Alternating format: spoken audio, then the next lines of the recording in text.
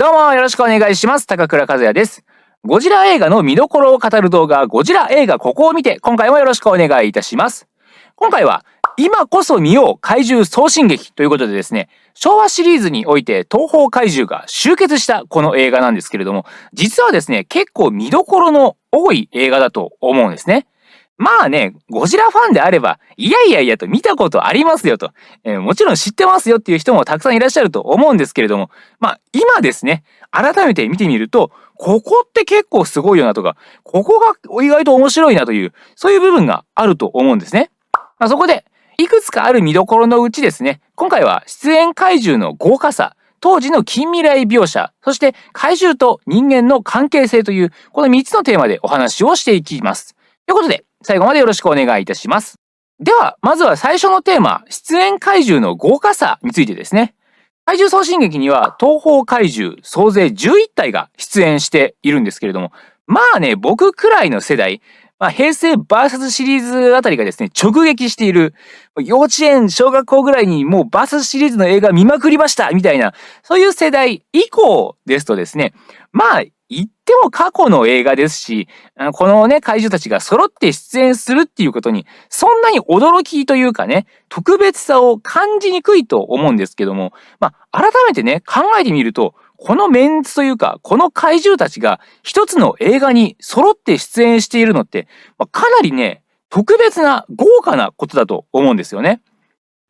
似たような感覚で言えばですね、最近の映画で言うなら MCU、マーベル・シネマティック・ユニバースに対しての感覚っていうのが近いのかなというふうに思うんです。MCU のシリーズをね、最初の方からずっと見てる人、僕自身もね、そうなんですけれども、僕らはこれまで MCU 作品を順番に追いかけていってですね、その上でヒーローが集結した、アベンジャーズ・エンドゲームという、この集大成的な作品を見たわけですよね。しかしですね、これから先、新しく MCU シリーズを追いかけ始める人はですね、まず、エンドゲームというその集大成的なやつがあると、どんな作品かっていうのをぼんやり知っている上で、さらにはエンドゲーム以降もシリーズが続くっていうのを知った上でですね、このアベンジャーズ、エンドゲームっていうのを見るわけですよね。このようにですね、その作品に触れるまでの経緯、順番に作品を追いかけていった上で、その作品を見るのか、そういう作品があるっていうのを知った上で過去作品の一つとして見るのかっていう、その作品に触れるまでの経緯が違えばですね、作品に対する印象っていうものも変わってくると思うんですね。で、怪獣送信劇も同様にですね、過去作品の一つとして見るのと、公開当時にね、東宝怪獣作品を追いかけていた人たちが見るのとでは、感じる印象っていうのは変わってくるというふうに思うんです。公開当時、それまでずっと映画を追いかけていた人たちからすればですね、この怪獣送信劇っていうのは相当なインパクトがあった作品じゃないかなと思うんですね。そういったね、前提で怪獣のメンツを見てみますと、出演しているのがですね、めちゃめちゃ豪華なメンバーだということが分かってくるというふうに思います。当時すでにスター怪獣であるゴジラはもちろんのことですね、東宝三大怪獣であるモスラ、ラドン、そして花形の悪役であるキングギドラなどですね、すでに人気があった、そういう怪獣たちはもちろんなんですけれども、注目するのはゴジラシリーズ以外からの登場怪獣ですね。今までね、違う世界観の作品だというふうに思っていた怪獣たちが一気にゴジラシリーズの世界に集結するというのはですね、東宝怪獣映画シリーズをもうずーっと見てた、ずーっと好きだったっていう人たちからすれば、かなりね、興奮することだと思うんですよ。またね、この集結する怪獣のメンバーというのが豪華でですね、例えば日米合作映画フランケンシュタイン対地底怪獣バルゴンよりですね、バルゴン、また5.5が登場する海底軍艦よりムー帝国の守護神マンダ、そしてキングコングの逆襲において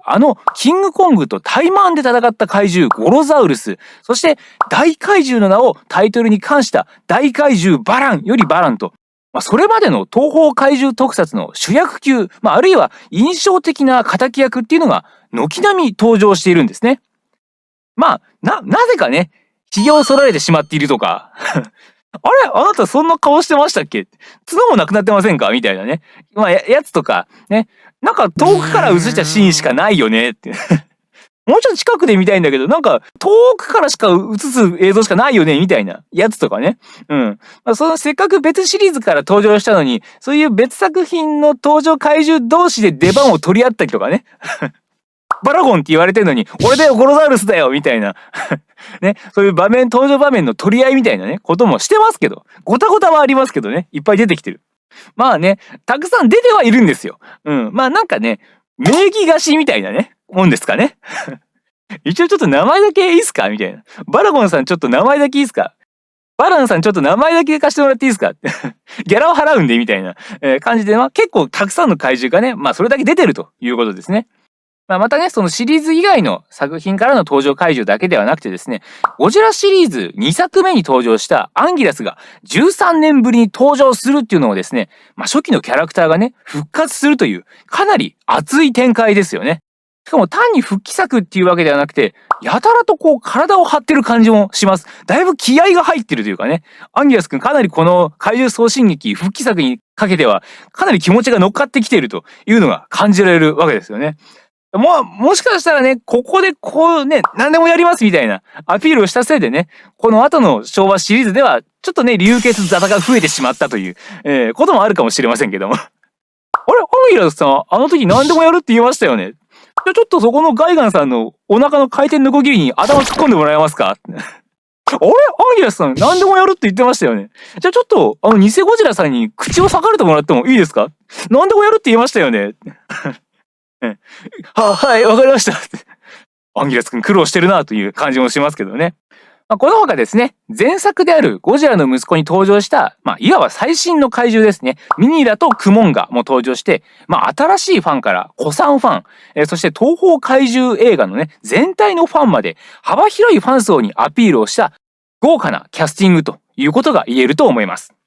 続いて、当時の近未来描写という視点からこの映画を見ていきたいと思うんですけれども、この映画の劇中での時代設定というのは20世紀末ということになってはいるんですけれども、まあ、要するにね、映画公開当時の1968年に考えられていた近未来のイメージというのがいろんなシーンから読み取れると思います。わかりやすいのは宇宙開発関係ですね。伊予島には宇宙への港が作られて、まあ、月に向かってね、じゃんじゃんこうロケットが発進しているというような、そういった時代になっているわけです。まあ、この劇中に登場する宇宙船ですね、ムーンライト SY3 っていうのは、宇宙空間、そして大気圏内を自由に行き来する、そういった特殊な推進力というか、まあ、推進力の切り替え機能を持っているという、そういう機体になっておりますし、垂直に直立したまま地上に着陸するっていうですね、そんなもん滑走路を使った方がずっと楽だろうという、普通に滑走路を使うより100倍難しそうな方法でね、地上へ着陸するなどですね、なぜそんなところに技術力を割いているんだという。もうちょっとこう、あるだろう、使いどころっていう感じのするね、技術の高さを見せつけるという、まあ、かなり現実離れした性能っていうのを持ってますね。またゴジラの放射熱線にも耐えることができる耐久力、ラドンよりも早く大気圏内を飛ぶ推進力などですね、怪獣の能力っていうのを凌駕した性能っていうのを見せています。あんまりこの性能が高すぎるんで、だったら別にキングギドラの一体ぐらいこの宇宙船で倒せたんじゃないかっていうふうにもね、思えますけどね。一応ミサイルとか撃てますからね、このムーンライト SY3。この機体だけでどうにかなったんじゃないかということも考えなくもないですけども。このあたりのね、宇宙船に対する描写というのが、当時の近未来の宇宙船のイメージっていうものを反映したものになっていると思います。かと思えばね、操縦に使ってるのはね、アナログ感抜群のメーターとか、ポチポチ押すタイプのボタンだったりするんで、このあたりのなんていうんですかね、あんなね、ものすごいこの垂直に降下するっていう、この左右の重心の取り方を常に計算しなきゃいけないような精密な動きをするのに、そのボタンで大丈夫なのかっていう。だから言っただろうと。その垂直で離陸動向の性能を別のところに振り切りなさいよと。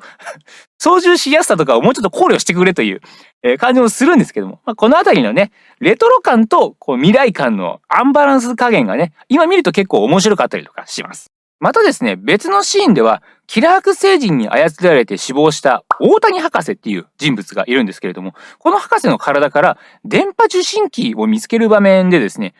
耳の裏側のね、皮膚の下に埋め込まれていた受信機を見たお医者さんがですね、この人は耳が悪かったんですかっていうふうに聞くシーンがあります。このことからですね、この世界では体内に埋め込むタイプの、補聴器のようなものが一般化してるんじゃないかなということが分かってくるんですね。こういうところでもちょっと映画公開当初の時代よりも進んだ時代であるということが演出されているわけです。他にもね、結構細かいところになりますけども、どう見てもね、60年代の片田舎に住んでるおじいさんが出てくるんですけど、どう見てもまた古い旧式のバスとかね、旧式の建物とかが建ってる片田舎に出てくるおじいさんがいて、でもそのおじいさんの息子が仕事で月に行ってるとかっていう話が出てくるんですよ。どういうルートでどういうルートで進学して、どういうルートで就職したのそこにっていうよくわかんないその経歴になってるんですよね。あと、どう見てもね、昔のね、ラジカセ、ね、ガシャコンってこうボタンを押して停止、録音、再生とかっていうのをするような、明らかにラジカセだろうっていう機械にですね、画面だけパコってはめ込んだような小型テレビっていうのが出てくるんですね。それ、今の時代から考えるとでかすぎるし、当時にしては絶対ブラウン管仕込める厚さじゃないし、どういうことなんだそれはっていうものが出てくるんですけど、そういうね、当時の日常的な道具とですね、近未来のイメージっていうのが、こう、やっぱり不思議なバランスでね、組み合わさった描写っていうのがたくさん出てくる映画なんですね。公開当時の時代の様子とか、そして当時の近未来のイメージが融合したこういう描写っていうのはですね、今見ると結構面白い、楽しめるというふうに思います。さて、最後はですね、劇中での怪獣と人間の関係性についてです。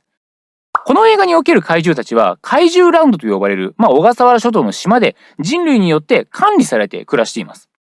また、作中のセリフでですね、怪獣が4匹も同時にうんたらかんたらといったようなですね、怪獣を数える時の単位に1匹2匹の匹が使われていたりとかですね、動物の本能でうんたらかんたらっていうようなセリフがあるように、もはや怪獣が恐ろしい存在ではなくてですね、普通の動物のように扱われているような描写があるんですね。怪獣という存在を、戦争であるとか原水爆、あるいは自然災害などのですね、人類が抗えない恐怖の象徴であるとかですね、あるいはそういった抗えないものっていうところから転じた神に近い存在、信仰の対象として考えるとすればですね、怪獣送信劇の世界では、そういった抗えない恐怖、信仰心といったものがですね、すべて人間の管理下にあるということが言えるというふうに思います。つまり人類の科学力が自然災害であるとか戦争、宗教といったものさえも凌駕した世界というのが怪獣送信劇が描く近未来なんですね。だって守護神と言われてたね、怪獣とか、信仰対象だともうバラダギ様っていう風に言われて信仰対象にされてた奴らまでですね、怪獣ランドに収容してるわけですよ。収容しちゃってるんですよね。普通ね、そんなことをしたらですよ、信仰心が残っている世界であれば、絶対文句が出るし、なんならもう、それが原因で争いが起きてもおかしくないんですよね。だから例えば我々のね、現実の世界で考えればですね、仏像とか、あとなんかキリスト教の聖書とかね、古い教会とか、そういったもの全部まとめて一緒くたにして、文化財として無人島に集めちゃえみたいな、そういう乱暴な話なわけですね。もっと言えばですね、仏様とかね、神様みたいな人間の頭の中というか概念としての信仰の対象みたいなね、そういう存在も、いや、今は全部この島に住んでることにしますよと。世界中全部の宗教の聖地はこの無人島ってことにするんでっていうことをやってしまったくらいのことを怪獣ランドはやっちゃってるわけですよね。そんなことができてしまっているわけですから、この映画の世界ではやはり信仰、宗教というものは科学力の前に駆逐されてしまったんじゃないかなというふうに思います。そういう前提の世界観の中で人類は怪獣たちを使って宇宙からの脅威に対抗するわけなんですけれども、これはですね、科学が発達した世界においても恐怖や信仰心という人の心ですね、感情というものがなければ困難に立ち向かうことは難しいと。技術力だけ、科学力だけではダメなんだよということを表しているというふうに思います。しかしですね、だからといってこの映画は、そういうね、近未来作品みたいなのにありがちな科学の発展で作られた社会の否定とかですね、本来の人の生活を取り戻そうみたいな、自然の中で暮らすのが一番みたいな、人の心万歳みたいな、それだけの話ではなくてですね、物語の中でしっかり科学力の活躍する場面を描いた上で、さらに映画のラストでは再び怪獣が怪獣ランドに収容される様っていうのを描くことでですね、人の感情と高度な文明というのはですね、両立できるものだという、